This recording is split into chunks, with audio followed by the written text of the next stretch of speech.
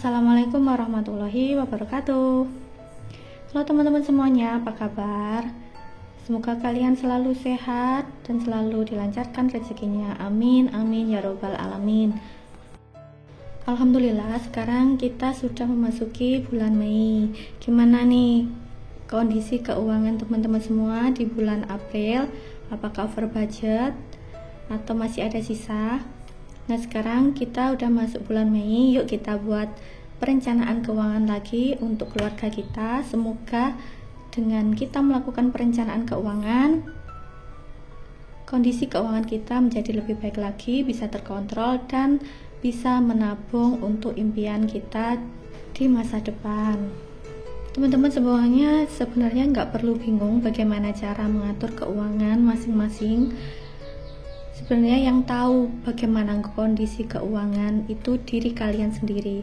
Jadi kita tidak perlu membandingkan antara jumlah keuangan atau pendapatan diri kita dengan milik orang lain.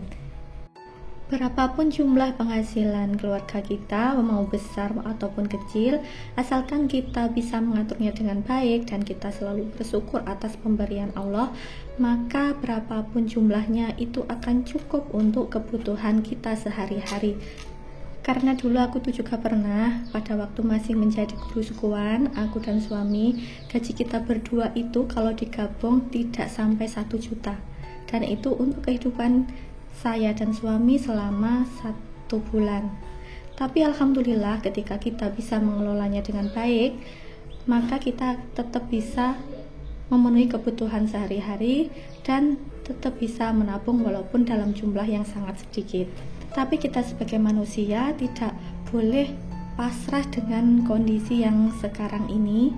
Jadi kita harus mencari solusi apabila dalam kedepannya itu kita punya impian-impian, gimana caranya supaya kita bisa mewujudkannya.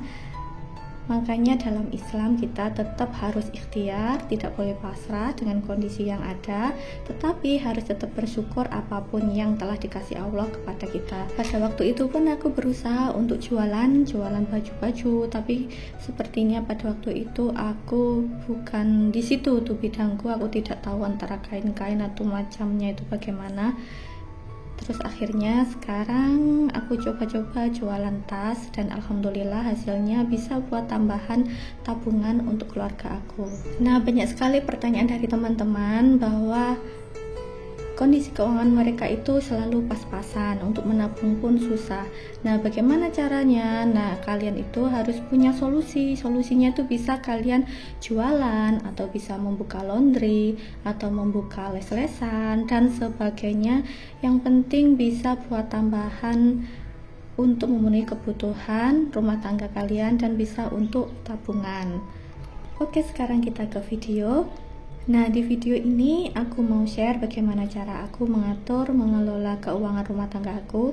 Di sini untuk pemasukan itu sebenarnya ada 2, yaitu dari suami dan juga dari aku sendiri sebagai istri. Tetapi yang digunakan untuk memenuhi kebutuhan hidup sehari-hari itu hanya dari gaji suami saja sebesar 3.400.000. Sedangkan penghasilan aku itu digunakan untuk tabungan. Tabungan apa? Tabungan yang untuk memenuhi target-target finansial yang pernah aku buat di video.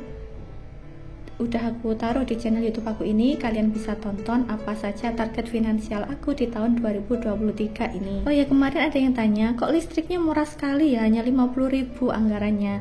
Nah, sebenarnya listrik di rumah aku itu cuma dayanya 450. Jadi dalam 1 bulan itu habisnya itu nggak sampai 50.000, bahkan hanya maksimal 40.000-an gitu aja. 40.000 kadang 38. Nah, kayak gitu itu pakai pulsa. Dan kalau diisi 50.000 itu pasti ada sisanya. Kemudian untuk anggaran belanja mingguan di bulan ini aku naikkan menjadi 120.000, naik 20.000 karena anak-anak yang sudah mulai besar, jadi makannya juga sudah mulai banyak. Dan untuk lauk pauknya pastinya belinya itu juga lebih banyak. Sedangkan yang aku kurangi itu adalah susu anak yang kedua, karena udah usia 2 tahun lebih 2 bulan, jadi minum susunya itu sudah banyak berkurangnya. Mungkin sehari cuma 3 botol, 4 botol itu sudah cukup. Jadi aku kurangi untuk pembelian susunya. Beginilah teman-teman caranya aku merencanakan keuangan rumah tangga aku dalam 1 bulan di bulan Mei ini. Jadi aku pisahkan mana yang kewajiban dulu, kemudian kebutuhan rumah tangganya apa saja, kemudian kebutuhan anak itu apa saja, kebutuhan istri, kebutuhan suami. Jika sudah seperti itu, kita akan tahu bagaimana berapa jumlahnya masing-masing dari pos-pos yang sudah kita rencanakan ini, sisanya berapa. Nah, sisanya itu bisa kita gunakan untuk dana tak terduga atau untuk tabungan.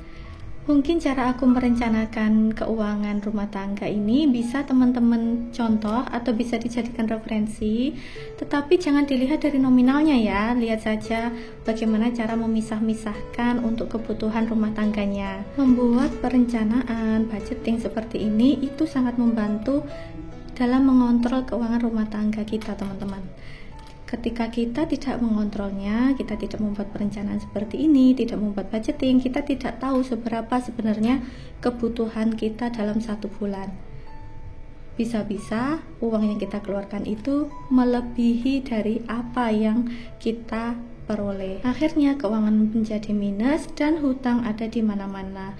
Semoga teman-teman semua yang masih memiliki hutang bisa segera melunasinya dan bisa memperbaiki kondisi keuangan rumah tangga dan menjadi kondisi keuangan rumah tangga yang sehat. Amin. Ini kemarin suami sudah mengambil uang gajinya total 3.400.000 rupiah dan yang diambil adalah uang 100 ribuan semua.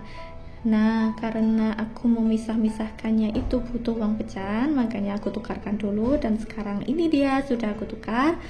Sekarang aku pisah-pisahkan uangnya sesuai dengan perencanaan yang sudah aku buat. Aku masukkan ke dalam dompet pintar. Aku menggunakan dompet pintar ini sudah lama teman-teman, kira-kira 2 atau 3 tahunan, dan kondisinya ini alhamdulillah sudah mulai ada yang berkurang banyak dari slot-slotnya itu yang sobek, tapi masih bisa dipakai, jadi aku masih gunakan sampai nanti dia rusak parah baru nanti aku mau ganti. Nah, seperti ini ya teman-teman, kita pisahkan uang-uangnya sesuai dengan apa yang kita rencanakan tadi. Dengan menggunakan dompet seperti ini itu sangat membantu sekali ketika kita melakukan pengeluaran keuangan. Jadi apa yang mau kita beli itu sesuai dengan yang kita anggarkan, sudah dipos-poskan, kita ambil bagian-bagiannya sesuai yang sudah direncanakan tadi. Ngomongin kondisi keuangan yang pas-pasan ya teman-teman, ketika kita merasa kondisi keuangan kita itu pas atau minus, kita bisa melakukan usaha yang lainnya seperti tadi yang aku bilang, bisa melakukan jualan, bisa dengan membuka laundry atau membuka usaha camilan atau yang lainnya, bisa les-lesan. Selama kita berusaha dan melakukan yang halal, itu insya Allah akan memberikan keberkahan dan akan memberikan kecukupan untuk kebutuhan kita. Bisa jadi ya teman-teman, apa yang kita tekuni dari hal-hal yang kita lakukan, hal kecil, usaha sampingan, Allah merubahnya menjadi besar, karena tidak ada yang tidak mungkin. Selama kita berdoa, kita berusaha dan berusaha juga untuk menjauhi riba, insya Allah. Karena aku juga sudah mengalaminya sendiri nih teman-teman. Dulu usaha aku itu sangat-sangat kecil, usaha sampingan aku kerjakan sendiri, dan alhamdulillah sekarang bisa sebesar ini. Menurut aku ini udah besar, dan alhamdulillah bisa untuk memenuhi impian-impian aku di tahun-tahun sebelumnya. Nah, kalian bisa tonton video-video aku sebelumnya, bisa lihat apa target-target aku di tahun-tahun sebelumnya yang sudah banyak berhasil aku capai. Oke teman-teman, sampai di sini dulu video aku kali ini. Semoga apa yang aku share ini bisa memberikan manfaat untuk banyak orang, bisa memberikan inspirasi dan motivasi untuk teman-teman semuanya. Mohon maaf apabila ada salah kata atau salah ucap. Aku hanya manusia biasa. Sampai nanti di video aku berikutnya ya. Wassalamualaikum warahmatullahi wabarakatuh. Bye.